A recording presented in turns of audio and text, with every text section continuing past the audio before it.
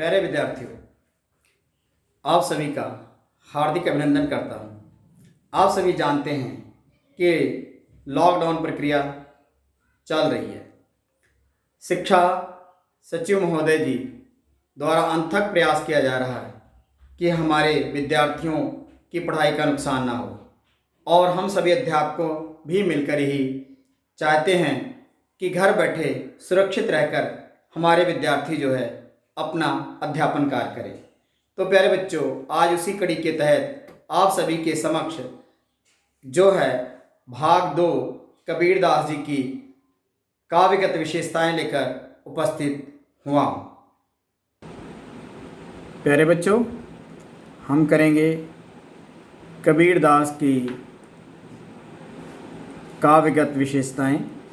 तो देखो प्यारे बच्चों, यद्यपि कबीर पढ़े लिखे नहीं थे, वह स्वयं लिखते हैं, मसी कागद छुयो नहीं, कलम गयो नहीं हाथ। मैंने कोई भी स्याही, कलम और कागज़ को हाथ में नहीं पकड़ा।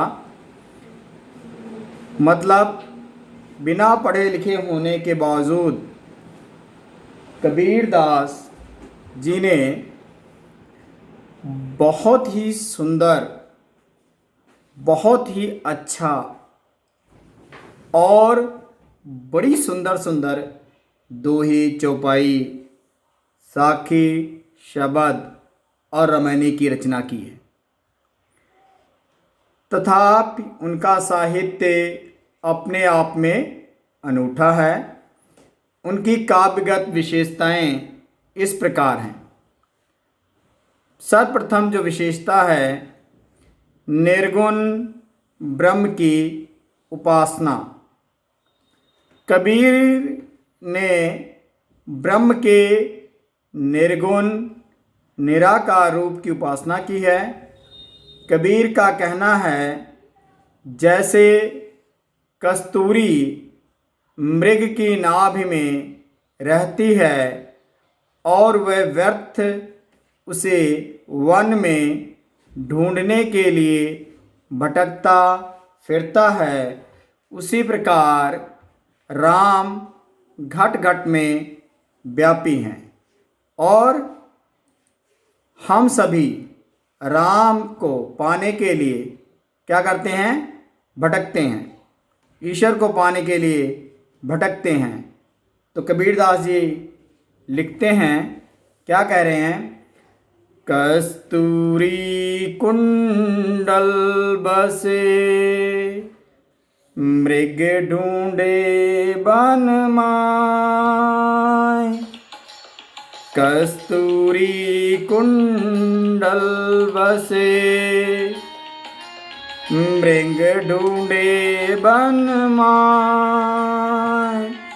ऐसे घटे घट राम हैं, दुनिया देखे नाय।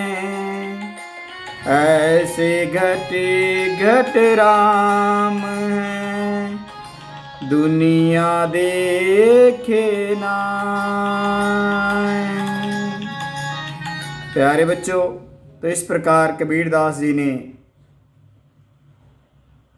हमें बताया है कि जिस प्रकार कस्तूरी है वो मृग के नाभि में है, रहते हुए भी उसे ढूंढने के लिए जंगल जंगल भटक रहा है, ठीक उसी प्रकार कण कण में विद्यमान परमात्मा की प्राप्ति के लिए हम सभी इधर उधर भटक रहे हैं।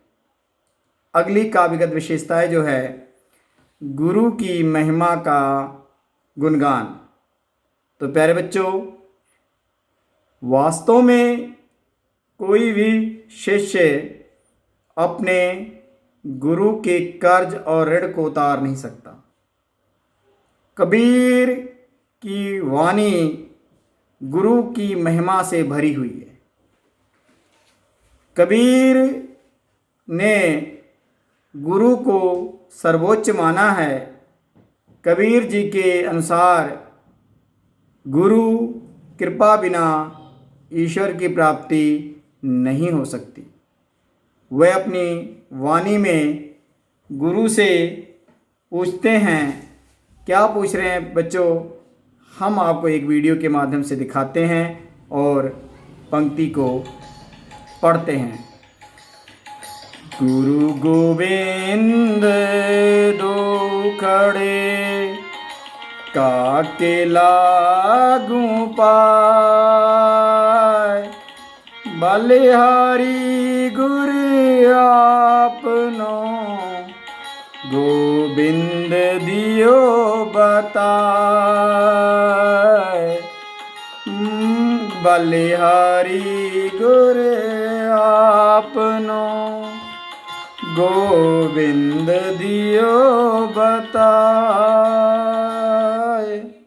तो प्यारे बच्चों, इस प्रकार अपनी कविता के माध्यम से, अपनी रचना के माध्यम से, अपने दोहे के माध्यम से कबीरदास जी स्वयं गुरु से पूछते हैं कि गुरु आप ही बताएं कि सबसे सर्वप्रथम चरण वंदना हम किसकी करें, आपकी या परमात्मा की। अन्य बिंदु जो है इनकी काव्यगत विशेषताओं की, वो है पाखंड एवं आडंबर का विरोध। प्यारे बच्चों, कबीर जिस समय अवतरित हुए, भारत में अनेक प्रकार के पाखंड अंधविश्वासों से भरा हुआ था और आज भी है। कबीर ने अपनी वाणी के माध्यम से आडंबरों, अंधविश्वासों, मिथ्या, कटु की आलोचना की है। उन्होंने मूर्ति पूजा, तीर्थ, व्रत, रोज़ा, नमाज, हज आदि विधानों का डटकर विरोध किया है। जैसे देखो किस प्रकार वो विरोध कर रहे हैं, उनकी पंक्तियां हमें और ये मेरे द्वारा तैयार की गई वीडियो आपको देखो। एक पत्थर है और पत्थर को क्या किया जाता है, भारतीय समाज में पूजा जाता है। तो उन्होंने विरोध किया है, पत्थर पूजे हर मिले तो मैं पूजूं पहाड़। पत्थर पूजे हर मिले तो मैं पूजूं पहाड़। ताते तो चाकी बली पीस खाए संसार, पीस खाए संसार। प्यारे बच्चों, कबीरदास जी कहते हैं कि अगर पत्थर पूजने से परमात्मा मिलता है तो मैं बड़े बड़े पहाड़ को क्यों ना पूजूं जाके। और कहते हैं उससे अच्छा तो वो चक्की है जिसका पीसा हुआ हम सभी अनाज खाते हैं। तो प्यारे बच्चों, अगली विशेषता है नाम स्मरण पर। प्यारे बच्चों, चतुर्थ बिंदु जो है हमारा, वो कबीरदास जी के नाम स्मरण पर बल है।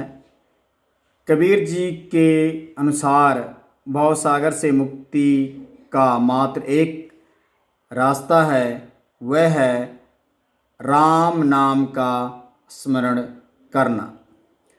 कबीरदास जी लिखते हैं, चरण कमल चित लाइए राम नाम गुण गाय रे। वास्तव में सभी संतों ने नाम स्मरण सुमिरन पर बल दिया है और इसी के माध्यम से परमात्मा की प्राप्ति की जा सकती है।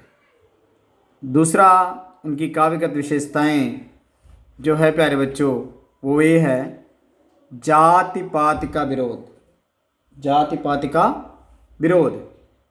कबीर एक समाज सुधारक थे, अतएव वे एक सार्वभौम मानव धर्म के प्रतिष्ठापक थे। कबीरदास जी लिखते हैं, क्या लिखते हैं, जाति पाति पूछे नहीं कोई, हरि को भजे सो हरि को होई। मतलब परमात्मा कभी किसी से कोई जाति पाति नहीं पूछता प्यारे बच्चों, जो सच्चे मन से परमात्मा की भक्ति करता है उसे परमात्मा अवश्य ही मिलता है। तो इसीलिए कबीरदास जी कहते हैं, जाति पाति पूछे नहीं कोई, हरि को भजे सो हरि को हरि का होई। अवतारवाद का विरोध। कबीर बहुदेववाद तथा अवतारवाद पर अविश्वास प्रकट करते हुए इस भावना का निर्भीकतापूर्वक खंडन किया है। कबीर ने निराकार ब्रह्म को एक वृक्ष तथा अन्य देवताओं को शाखाएं तथा संसार को पत्ते माना है।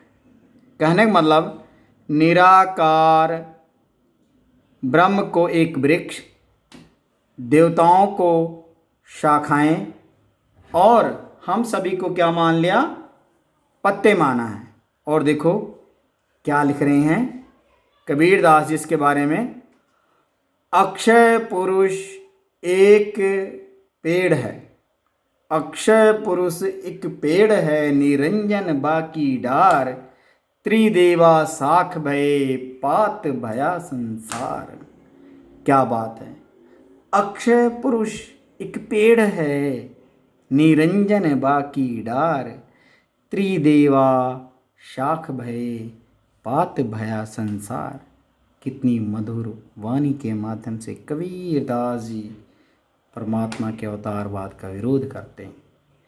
और अंत में मैं यही कहूँगा बच्चों कि कबीर एक उच्च कोटि के कवि ही नहीं, अपितु हमने उनकी काव्यगत विशेषताएं देखते हुए हमें क्या प्रतीत हो रहा है, और कबीर थे भी अपितु समाज सुधारक भी थे। तो प्यारे बच्चों, ये था कबीर की काव्यगत विशेषताएं, जो यहीं पर समाप्त होता है। तो प्यारे बच्चों, आप सभी का बहुत बहुत धन्यवाद। मैं आशा करता हूँ, मुझे पूरी उम्मीद है कि कबीरदास की काव्यगत विशेषताएं आपको अच्छी तरह से समझ आ गई होगी। आप अपनी उत्तर पुस्तिका पर लिख भी लेंगे और याद भी कर लेंगे। प्यारे बच्चों, याद रखना, जो कबीरदास जी की काव्यगत विशेषताएं हैं वो सारी संत काव्य की भी विशेषताएं हैं। तो जब हम संत काव्य की विशेषताएं पढ़ेंगे तो हम कबीरदास को पढ़ चुके हैं, तो हमें समझने में बहुत आसानी होगी। तो प्यारे बच्चों, आप सभी घर पर रहें, स्वस्थ रहें, सुखी रहें, संपन्न रहें, खूब पढ़ें, खूब आगे बढ़ें। धन्यवाद।